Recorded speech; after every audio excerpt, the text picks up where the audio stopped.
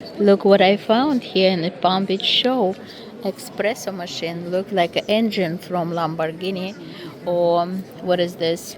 Veloce 94.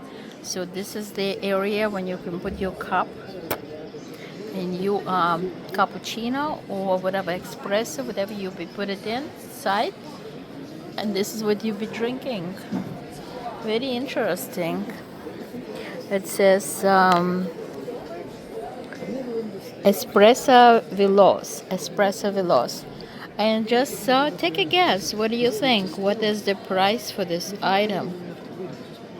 Just very curious.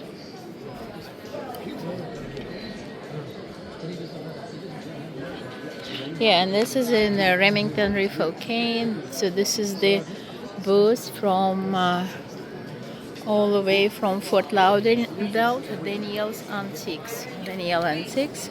So he got this very interesting items. This is like look like a diesel. They also interesting monograph.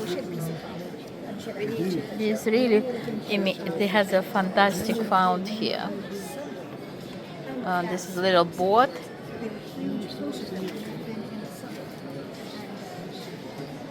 Lighthouse, look like clock lighthouse.